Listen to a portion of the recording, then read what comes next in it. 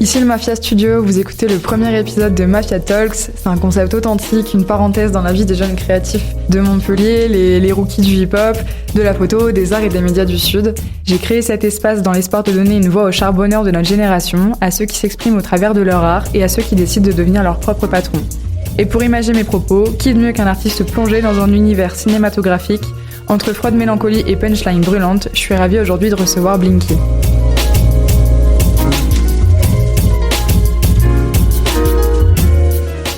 Ça dit quoi en ce moment? Ça dit quoi dans la vie? Ça dit quoi le pro? Ça se passe, tout va bien, les choses avancent. On a sorti un single il y a quelques semaines là déjà, bientôt un mois, qu'on a sorti avec un clip en même temps. Continue à bosser tous les projets sérieusement. En vrai là je suis en train de préparer un départ aussi, je m'en vais bientôt de Montpellier. Donc voilà, on prépare tout, billets d'avion, visa et compagnie. Ok, trop cool. On va pouvoir en parler juste après. Clairement. Déjà, merci d'avoir accepté mon invitation, parce que c'est un peu de temps, c'est de l'investissement, donc c'est vraiment hyper cool. Est-ce que tu te souviens un peu du programme de ce moment-là, du podcast? De ce que tu m'envoies sur Instagram un peu? C'est bon. Donc, j'ai révisé un petit peu, normalement ça devrait le faire à peu près. Les auditeurs pourront confirmer, il était au courant, je le prends pas en traître. Du coup, en effet, aujourd'hui on est là pour découvrir un peu ton univers et plus précisément pour découvrir ce qui t'a mené à prendre le chemin de la musique. Et même le chemin de l'art en général en fait. Parce que tout le monde n'a pas forcément le courage de se lancer en tant qu'artiste et en fait moi je trouve ça hyper intriguant. Je vais te laisser nous en parler juste après. D'abord, j'ai voulu voir un peu ce que moi je pouvais découvrir sur toi grâce à Internet. Je vais pas tricher parce que les auditeurs le savent pas, mais on se connaît un petit peu en dehors du travail en fait. Yes. Mais j'ai pas triché, j'ai pas d'infos que je connais personnellement, je suis restée sur les réseaux. Donc c'est le moment de la fiche. Sur ta fiche, j'ai noté quelques trucs. Tu vis à Montpellier, t'as sorti Cyborg, ton premier son sur Spotify en 2022. Tu m'arrêtes si je me trompe. Ouais. Puis la même année, on suivit les titres Eli Hansen et Crocop. C'est en 2023 que t'as sorti ton premier EP Wisteria Volume 1. T'as sorti ton premier EP Wisteria Volume 1 avec 5 titres. Et bien évidemment, il faut qu'on parle de Piqué x2. Un single qui sent l'été, une cover en mode Pink Sunset Big Gova que t'as clippé et qui est sorti le 25 août. Et d'ailleurs, j'en profite, félicitations parce que t'as tué ça. C'était vraiment quali, ça on peut rien dire. Merci beaucoup. D'ailleurs, c'est pas ton premier clip. J'en profite pour dire à tous ceux qui m'écoutent d'aller voir le clip de Cyborg que personnellement j'avais vraiment adoré. Je fais avec les moyens du bord en plus, je tiens à le préciser. C'est vrai? Ouais, pour l'anecdote, il a été tourné à l'iPhone, le make-up il était fait à la va-vite, on n'avait même pas prévu comment on allait faire le make-up, on n'avait aucune autorisation pour aucun endroit, ça veut dire en fait c'était un truc de fou parce que à chaque endroit où on allait, on se faisait virer, vraiment à la dernière prise. Du coup c'était fluide, ça passe à chaque fois, mais c'était tellement freestyle. Vraiment le clip horrible, même niveau organisation. Quand tu vois le rendu, tu te dis pas forcément, mais en fait c'était horrible. Tellement de trucs à acheter, tellement de prépa à faire. Trop relou. En vrai, tu vois, c'est hyper intéressant parce qu'on peut croire des fois que même sur les premiers clips, tu mets les thunes et t'as des grosses cams et t'as une équipe de tournage. Peut-être qu'aujourd'hui c'est un peu plus démocratisé et qu'on se rend compte que on peut faire beaucoup de choses avec peu de moyens. Mais tu vois, typiquement, j'aurais pas pensé. Moi, j'ai vu le clip, j'étais en mode ok, c'est carré. La figurante, elle joue. Elle joue bien. Franchement, elle joue bien et elle a du chien, tu vois, ça passait hyper bien à la cam.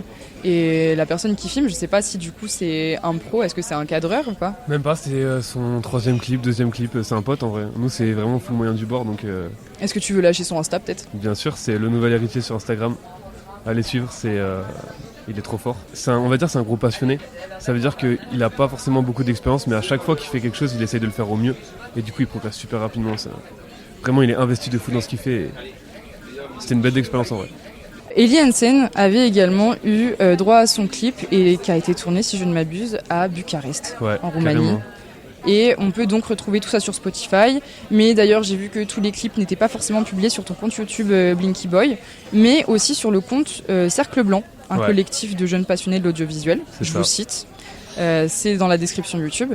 Et donc, on pourra aussi en parler juste après. Carrément. Mais maintenant qu'on te connaît un peu, et qu'en plus j'ai monologué pendant au moins 10 minutes, on va passer un petit peu au qui suis-je. Du coup, est-ce que maintenant, tu peux nous expliquer qui tu es avec tes mots? Je peux essayer, on va dire. Moi, c'est Blinky, du coup. J'ai 26 ans. Et je viens d'un petit village perdu dans la diagonale du vide. Vraiment, l'endroit où personne va, 400 habitants, que des vaches et des champs, tu vois. J'ai grandi là-bas pendant, en fait, depuis que je suis né jusqu'à mes 18 ans, jusqu'à partir. Je suis dans la musique depuis que j'ai 4-5 ans. Vraiment, je suis passionné de musique depuis. J'étais à fond dans les comédies musicales, je me rappelle, quand j'ai commencé à kiffer la musique. Ça veut dire je mettais en boucle Roméo et Juliette, Notre-Dame de Paris, les trucs comme ça, vraiment, tu vois, à mort. Ouais, en fait, j'aimais tout ce qui était musical, mais j'étais trop jeune pour pouvoir le cibler encore à un style particulier. Donc en fait, c'était plus tout le côté comédie, musique, sonore, visuel qui m'intriguait, tu vois. À côté de ça, j'adorais déjà le cinéma, hein, je me rappelle. De là, tout simplement, j'ai commencé à vouloir faire un instrument. J'aimais trop tout le temps taper partout, n'importe où, faire des rythmes avec mes mains et tout. Du coup, mes parents ils se sont dit faut qu'on canalise ça et ils m'ont inscrit à la batterie. Si je dis pas de bêtises, c'était 5 ans, ouais. Et en fait, après, j'ai fait de la musique jusqu'à mes 15-16 ans. Puis voilà, hein, après les grandes études, faire plaisir aux parents. Et donc la question que je me posais, c'est comment on s'entoure de gens créatifs, comme toi, tu as l'air de l'avoir fait. Est-ce que tu nous parles vite fait donc de Cercle Blanc, que j'ai cité juste avant ? Déjà, c'est une très bonne question et c'est super compliqué à faire. Pendant pas mal de temps, je voulais m'entourer et je le cherchais et je le trouvais pas. Déjà, de base, par l'endroit d'où je venais. C'est ça, il y a peu de gens qui sont dans l'artistique et c'est pas la même façon de penser. Donc il a fallu bouger pour rencontrer des gens, faire son chemin. Et en fait, c'est en décidant d'aller faire mes propres choses à moi, en ayant le courage de sortir les choses, que de fil en aiguille, on rencontre des gens. Ça tombe pas directement, c'est long, mais petit à petit, on rencontre des gens. Et si on a de la chance et qu'on choisit bien, entre guillemets, on fait attention, on tombe sur des gens incroyables, et dont les personnes de Cercle Blanc. Après, ça me fait bizarre de dire Cercle Blanc parce qu'en vrai, c'est vraiment juste le nom de la chaîne YouTube, tu vois. Genre, on n'est même pas vraiment une équipe à proprement parler, tu vois. C'est plus plein de potes qui sont passionnés par le milieu artistique et qui convergent tous forcément les uns autour des autres. Que ce soit ceux qui font des clips, ceux qui font du montage, ceux qui font du son. On est beaucoup dans l'équipe à faire du son. En vrai, il y a plein de rappeurs. Donc, pareil, dans l'équipe, ça déroge pas la règle. Ok, génial. Donc en fait, vous êtes un cercle d'amis assez complémentaire. Ouais, c'est ça, clairement. Alors que t'étais pas forcément voué à avoir des gens aussi créatifs autour de toi. Non. Et c'est intéressant ce que t'as dit parce que du coup, t'as d'abord dû te lancer et ensuite, t'as trouvé un peu de monde. Au fur et à mesure du temps, t'as trouvé des gens pour t'entourer. Clairement. Je pense qu'il n'y a pas de... Il n'y a pas de recette, c'est pas soit tu te lances et là tu trouveras. Il y a des gens, ils n'ont pas besoin de se lancer, ils sont déjà autour d'eux, des gens qui sont super créatifs, tu vois. Mais j'ai compris au bout de certaines années que c'était mort en fait, que si jamais moi je me lançais pas, j'arriverais jamais à trouver, donc il fallait le faire et voilà. Et pourquoi Blinky ? Waouh, changement de question direct. Quand j'étais petit, ma mère elle m'avait acheté une cassette, c'est-à-dire ça remonte. C'était un dessin animé qui s'appelait Blinky Bill. Et en gros, c'était l'histoire d'un petit koala qui vivait dans une forêt. Le titre entier, c'était Blinky Bill, le petit koala malicieux. Et en gros, c'est un petit koala qui vit dans une forêt et qui faisait plein de bêtises. Mais au final, il était, dans le fond, il était gentil, tu vois. Et l'histoire raconte un peu, je te le fais rapidement, mais l'histoire, c'est les hommes qui viennent dans la forêt pour récupérer le bois et du coup, pouvoir faire des constructions et tout. Et en fait, il dénature la forêt. Et lui, en fait, il fuit avec toute la forêt et du coup, pendant tout le film, tu le suis dans son périple. Et j'aimais trop ce côté, tu sais, il est un peu malicieux, mais en même temps, il est sensible, il aide les autres, mais en même temps, il est un peu solitaire. Et puis, il y a les hommes qui viennent et qui cassent tout, tu vois. Genre, j'aimais bien tout ce que ça représentait, la métaphore. Et puis, personne connaît Blinky Bill, tu vois. Et en vrai, on cherchait un blaze à ce moment-là, avec mon équipe. Et Blinky, ça sonnait trop bien, tu vois. Donc, on a dit, let's go. Non, c'est cool, je savais pas. On va pouvoir passer à l'entretien. C'est le moment où là, tu vas pouvoir approfondir un peu ton parcours, d'où tu viens, au travers de toutes mes questions. Donc maintenant qu'on te connaît un peu plus, on va pouvoir creuser. Parce qu'il faut un sacré courage quand même pour se lancer publiquement et partager sa musique.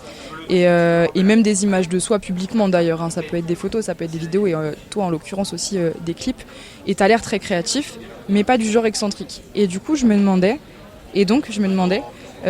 si le milieu dans lequel t'as grandi, il était favorable à la création artistique. En vrai, oui et non.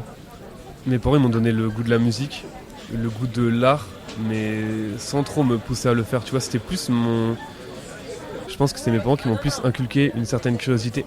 Et c'est cette curiosité qui m'a poussé à aller rechercher les différentes formes d'art. Donc le cinéma, la musique. Et c'est à ce moment-là où j'ai compris que c'était ça que je voulais faire.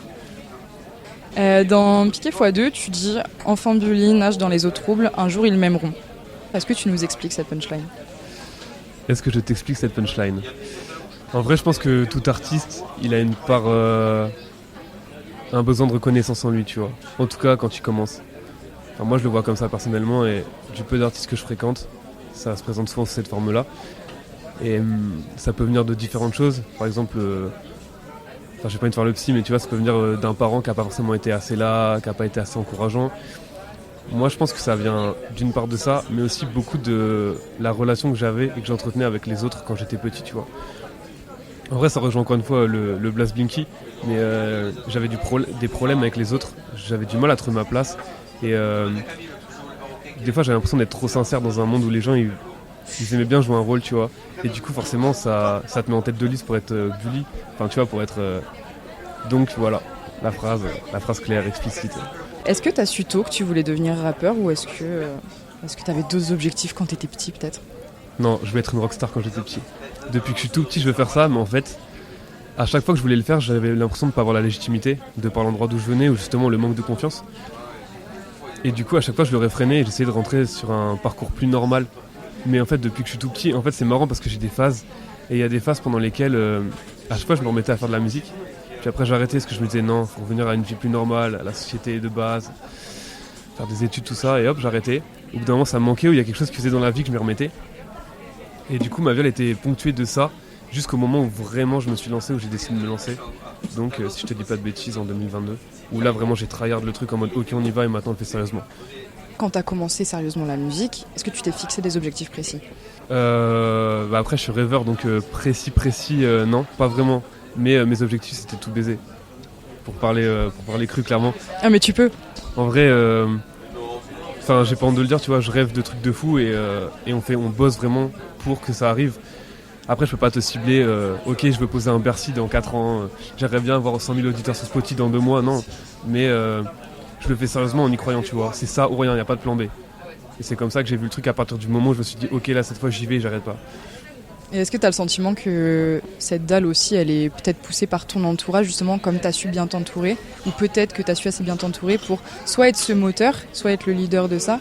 En tout cas, est-ce que ton entourage, il arrive à te suivre dans ces objectifs-là ? En vrai, le fait d'être en équipe et d'être tous motivés, ça nous pousse tous quelque part, tu vois, à performer encore plus. Mais moi, de base, j'avais ce truc-là. De quand je fais un truc, je le fais jusqu'au bout, tu vois. Au pire, j'arrête parce que c'était pas la bonne voie. On change un peu et on repart sur autre chose, mais le but c'est d'aller à 100%, sinon on le fait pas, tu vois. Et non, j'ai toujours cette dalle.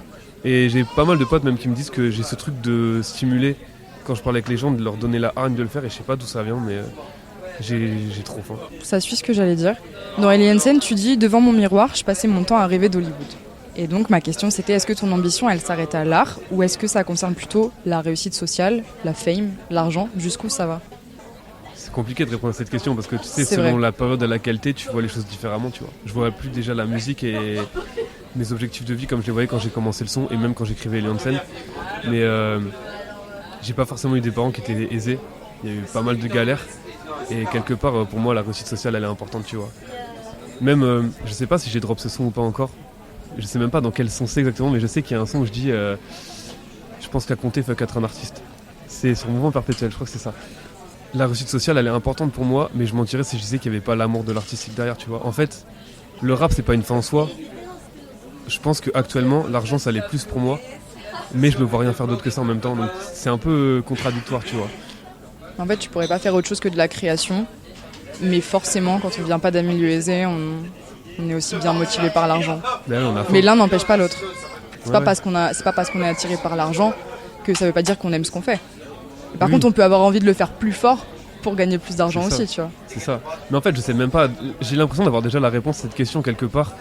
Je me dis que si un jour j'ai cet argent, enfin quand je l'aurai du coup, je me rendrai compte que c'est pas la fin. Mais en fait, j'ai trop envie de l'avoir pour pouvoir me le dire, tu vois. J'ai pas la maturité et le recul suffisant pour me dire non, mais je veux pas ça. Non, je veux le faire, je veux le toucher, je veux le compter et après je pourrais dire bon, c'est pas ça qu'il me fallait, tu vois. Je veux continuer à faire des sons. Mais à l'heure actuelle, c'est ça. Comment on fait si on est ambitieux comme toi, mais qu'on a un entourage un peu conventionnel, sans plus de motivation que ça, comment, au final, t'as rencontré des gens qui te ressemblent ? C'est-à-dire dans la manière dont je les ai rencontrés ou... C'est-à-dire peut-être, ouais, chronologiquement, si ça peut t'aider. Ok. En gros, ce qui s'est passé, c'est qu'il y a une période où j'allais vraiment pas bien. Et c'est aussi une période où j'ai rencontré quelqu'un qui a été important pour moi, parce qu'il avait une vision artistique, et il y avait une symbiose entre nous deux, qui faisait qu'on avait la dalle tous les deux et qu'on voulait et qu'on pouvait faire quelque chose d'intéressant. Et ce gars, justement, nageait déjà dans le milieu artistique. Ce qui a fait que je lui ai dit que j'en faisais déjà depuis longtemps, mais jamais vraiment sérieusement, que je faisais toujours des coupures, que j'étais pas assidu, qu'en fait c'était à moitié un rêve. Et lui, il m'a aidé à fixer tout ça. Et à partir de ce moment-là, puisqu'il avait beaucoup de contacts, en fait, il m'a mis en lien avec un ingé son, avec plein de gens qui gravitaient autour de ce milieu, tu vois. Et du coup, de là, on est parti en équipe directement, on a commencé à construire le truc. Et au final, ça s'est mal fini avec cette personne-là. Du coup, moi, j'ai dû faire le tri, j'ai dû l'enlever de ma vie. Mais quelque part, c'est lui la première personne que j'ai connectée, artistiquement parlant. Après, j'avais déjà des amis qui étaient dans des milieux artistiques, mais c'était des milieux qui étaient vraiment éloignés du mien, tu vois. Et en plus, qui étaient comme moi, justement, dans cette recherche d'approfondir l'artistique. Donc, ils n'avaient pas vraiment ce truc en eux. Lui, c'était la première personne qui avait vraiment l'expérience et la maîtrise du sujet. Et donc du coup, en fait, de lui, tout s'est arrêté de son côté. Moi, je me suis retrouvé tout seul à ce moment-là. Et après, la vie, elle a bien fait les choses. J'avais monté une entreprise à l'époque. Et pendant un séminaire, j'ai rencontré un mec qui était aussi en train de monter sa boîte, sa marque de vêtements. Et à côté de ça, il faisait du son, il avait une grosse équipe. Et c'est justement lui, du coup, le nouvel héritier. C'est Tom J en vrai son vrai nom, le nouvel héritier sur Instagram. Mais voilà. Du coup, Tom J, qui m'a présenté son groupe de potes qui faisait déjà de la musique. Donc t'avais NA plus L, Brume, tous ces gars-là. Et en fait, au final, ça a tout de suite matché, tout de suite connecté et let's go. En parlant de ça, j'ai été agréablement surprise de voir que le partenaire, entre guillemets, de Piqué x2, c'était Rosine Club. Quand je dis partenaire, c'est que vous le citez au début du clip, en tout cas, il y a leur nom qui apparaît et vous êtes sapé, vous avez tourné à Rosine Club aussi également, qui, pour ceux qui ne connaissent pas, est une boutique de vêtements très stylée. Allez voir, juste allez voir, je peux pas décrire. Et juste ce que j'ai bien aimé par rapport à ça, c'est que d'une certaine manière, c'est le local qui entraîne le local. C'est une boutique qui commence à être bien connue sur Montpellier, je vois plein de gens s'habiller chez eux. Mais au final, c'est un petit local, c'est pas très grand, tout le monde ne connaît pas cette marque. Et je trouvais ça hyper cool que toi, étant habitant de Montpellier, t'ailles chercher aussi chez des mecs de Montpellier et pas forcément aller chercher plus dans des grosses marques ou essayer d'aller tourner dans des méga lieux où t'as besoin d'autorisation et tout. Mais là du coup, c'était un travail assez commun. Comment est-ce que la connexion, elle s'est faite ? Nous, on connaît Jamal, du coup, le responsable de Rosine depuis pas mal de temps maintenant. C'est pas un ami proche ou quoi, mais on est souvent passé à la boutique, on a sympathisé, on a pu parler vraiment longtemps avec lui. Et ce qui est cool, c'est que c'est un mec qui donne sa chance aux jeunes et surtout qui favorise, qui est à fond en fait derrière les jeunes et leurs projets artistiques. Donc on avait l'idée de... Piqué x2 en gros c'est un peu window shopper, tu vois, quelque part. Sauf que, on va pas retourner à la croisette. Déjà, c'est pas le style de vie qui nous ressemble et puis en plus, fallait innover. Et du coup, la boutique Rosine Club, c'était vraiment le lieu parfait. Donc j'y étais, je lui ai demandé s'il était OP et il m'a dit que ça lui ferait trop plaisir. Donc let's go, voilà comment la connexion s'est faite. C'était aussi simple que ça. On va pouvoir passer au conseil de rookie. On est jeune, mais quand on entreprend, on apprend énormément. Et je pense que on est peut-être bien placé aussi pour donner des conseils aux plus jeunes qui sont juste avant nous et qui cherchent un peu peut-être ce qu'ils veulent faire ou comment le faire quand ils veulent créer quelque chose. Et donc, pour toi, ce serait quoi tes à faire et à ne pas faire quand on veut se lancer dans la musique comme toi tu l'as fait ? Je commence par les à ne pas faire, comme ça on balaye le négatif. À ne pas faire, ça serait d'écouter trop le retour des autres personnes, surtout quand tu commences. Après, quand tu as une certaine expérience, c'est un peu plus facile de jauger sur ce qui est intéressant dans les retours ou pas. Quand tu commences, il faut un peu être bête et entêté, il faut juste y aller et pas trop se focaliser sur ce que les autres vont penser. Il faut vraiment juste penser à soi, à si le résultat nous plaît, faire les choses tout simplement. Ça rejoint un peu, mais du coup, il faut pas brûler les étapes. Pas aller viser trop haut tout de suite si t'as pas forcément le niveau et surtout l'expérience, parce que une direction artistique, même une vision artistique, une maîtrise artistique, ça se travaille avec le temps. Chercher à aller brûler beaucoup d'argent par exemple, ou s'entourer de personnes qui sont trop compétents et qui vont te demander des ressources financières trop importantes, parce que le problème c'est que tu risques de te dégoûter du milieu et en plus de pas forcément te sentir au niveau. Les choses à faire, c'est d'y aller, de faire attention à qui tu côtoies aussi, t'entourer de personnes qui sont solides et qui sont là pour ton bien, qui veulent ton bien. Il faut arriver à séparer le pote qui va te donner des conseils qui vont être utiles ou qui va te faire des retours pas forcément positifs, parce que ça peut être intéressant et ça peut être vraiment cool pour step up, avec le pote qui va dégager une mauvaise énergie qui va faire que tu vas beaucoup te remettre en question ou que tu vas manquer de confiance, tu vois. faire avec les moyens, y aller, pas se mettre la pression, avancer par étapes. Et juste, et surtout, ça c'est important, c'est de aimer ce que tu fais, tu vois. Faut surtout pas le voir comme une plaie. Parce qu'au bout d'un moment, quand tu essayes d'atteindre un certain niveau ou d'aller plus vite que le rythme auquel tu dois aller, tu peux vite te dégoûter et commencer à voir l'artistique d'une autre manière, alors qu'en fait, finalement, c'est que de l'art. Et l'art, c'est pas une entreprise, c'est pas un taf, c'est pas 8h30, 17h. T'as des montées d'inspi, bah tant mieux si tu les as pendant une semaine, trop cool. T'en as pas pendant un mois, t'en as pas pendant un mois. Et ça, c'est un truc qui est ultra frustrant quand tu commences, tu vois. Mais d'ailleurs, pour les jeunes qui nous écoutent et qui veulent pas forcément faire du rap ou de la musique, je pense que c'est des conseils à prendre aussi, à pas brûler les étapes, à pas forcément paniquer quand il y a des pannes d'inspi ou juste de motivation, et surtout de vous laisser le temps, de vous laisser aussi le droit à l'erreur. Ça, c'est important. Est-ce qu'il y a un artiste en particulier qui t'a donné envie de faire de la musique ? En vrai, peut-être Booba, hein. Réponse bateau, mais je le suis depuis longtemps. Je connais toute sa discographie, et la carrière, le rythme de vie, le train de vie. Après, des ricains aussi, en vrai, j'ai commencé à kiffer le rap avec la période Young Money, Cash Money, tu vois. Donc, tous les Lil Wayne, les Drake, Nicki et compagnie, tu vois. Alors moi qui écoute pas beaucoup d'US, je suis pas très bien placée pour parler de musique américaine et je vais pas m'aventurer sur ce terrain parce que je vais vraiment dire de la merde. Mais j'ai l'impression que dans les sonorités de ce que tu fais, dans les mélodies, tu vas chercher des choses que moi j'entends pas dans le rap français. Donc je trouve ça hyper original et j'ai l'impression qu'il y a un peu aussi d'inspi, pas d'inspi, d'influence en fait. Ouais. C'est pas de l'inspi parce que ça veut pas dire que tu vas chercher chez quelqu'un. C'est vraiment une influence un peu ricaine, je trouve.